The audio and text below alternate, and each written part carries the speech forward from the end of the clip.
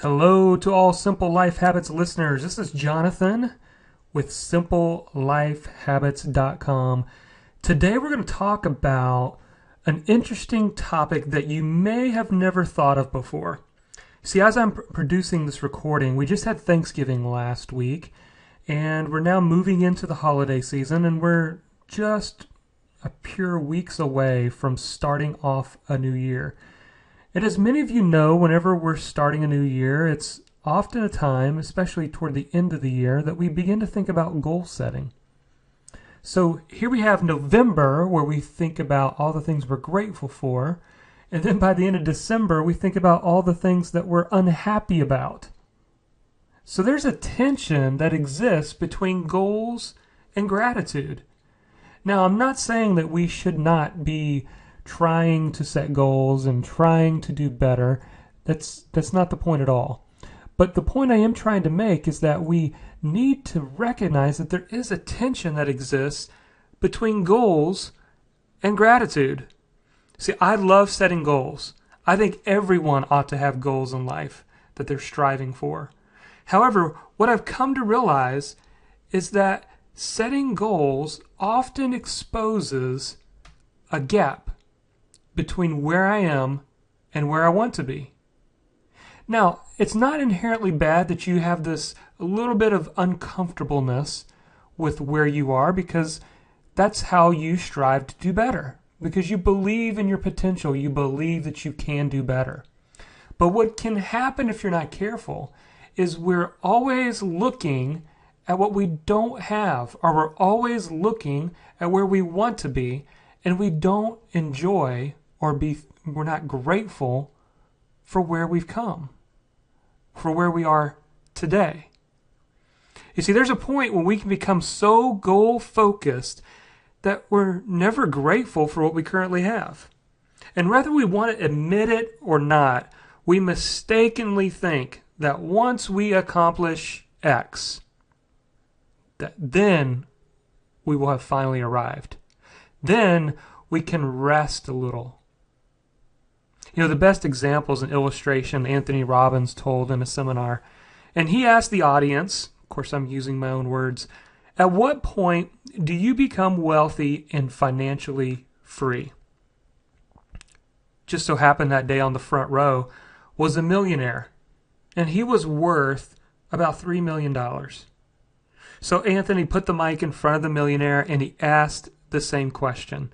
At what point do you become wealthy and financially free? His response was interesting. The millionaire said, when I get to $10 million. Do you see what can happen? Is we're always looking forward and always thinking about looking forward, and we never stop and think about how great life is in the here and now. We're not thankful for the present. So I want to share with you 6 missing components that I believe are in our goal setting. And if you can inject these into your goals for the new year, or whenever you're listening to this, it's really going to help you to manage this tension between goals and gratitude. Number 1, list what you're truly thankful for. You know, I think all goal-setting workshops should start by listing what you're thankful for. If you're at the end of the year and you're thinking about the goals that you're setting for the new year, stop first and say, what 10 things am I grateful for in my life right now? What is going right? What are the things that I can really enjoy right now? So what are you thankful for? Start by listing what you're thankful for. Number 2, write down what you've already accomplished. Maybe you could take out a piece of paper and list 1 to 10. What things have you accomplished in the last 12 months? Let's try to get to 10.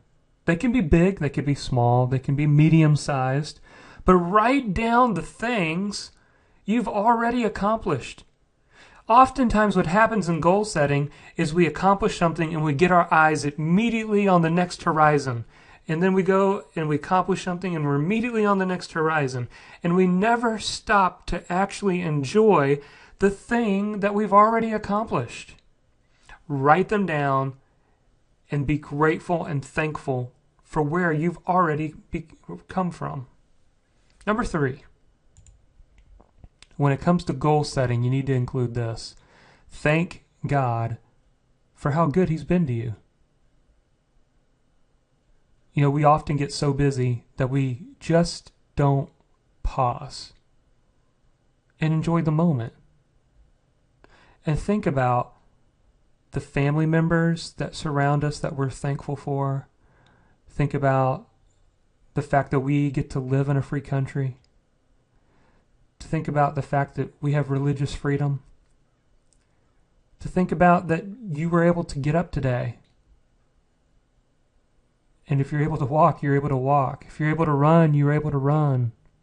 Just stop and thank God for how good He's been to you. Number 4. Show appreciation to those who support you. You know, maybe you're listening to this and you're an entrepreneur, or maybe you're an aspiring author. Maybe you're somebody who's getting ready to launch out into their own consulting business. Maybe you're a blogger who's really trying to move your blog forward. Whatever it is, show appreciation to those who are in your corner. Maybe it's a spouse, a close personal friend. Maybe it's a parent, grandparent. Those people who are there to support you and encourage you on your path to your dreams. Show appreciation for them. It'll help you to get your mind off of you and what you're trying to do, and be thankful for those who are there to support you. Number 5, give to those who are less fortunate. There's nothing that can help you understand this idea of gratitude until you pause and stop and give to somebody who's less fortunate. You know, we do this with our kids. We actually give them money to go out and buy toys so that we can deliver it to a women's and children's shelter. For people who are particularly going through a hard time right now, and they don't have the money or the resources or the ability to have a big, full Christmas. See, I want my kids to understand that it's not just about accumulating the most toys, but it's also a spirit of giving. And when you give to those who are less fortunate, and you remember that it could be you in that same situation, and when you remember that, it's going to help you to manage this tension between goals and gratitude. And lastly, remember that apart from God, we can do nothing. See, in our pursuit to accomplish the next goals, and I've got goals right now on my whiteboard that I am pursuing, but what I do not want to ever forget is that apart from God, and apart from Him giving me the mind, the ability, the talents, the treasures, apart from Him, I'm incapable of doing anything. Without God, we can do nothing. I want to challenge you with a little project that we do in our household every November. And it doesn't have to be November. It can be any month. And what we do is we call it the Thankful List Project. And what we do is we actually take several 3x5 cards, tape them end to end, and we place them on our wall. And we number it 1 to 100. Each member of our family gets a different color pen.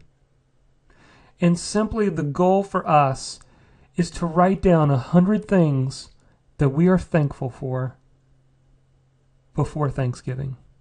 So we start this early November, and we've got just about the whole month. Every morning as the kids are getting ready for school, they stop on the wall and they begin to write.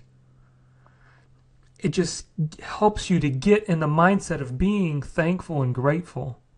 And when you operate out of that thankfulness and gratefulness for what God's done for you, for what others have done for you, for what you've been able to do in this life, it helps to give you the fuel that you need and the right perspective that you need to move forward in pursuit of your goals.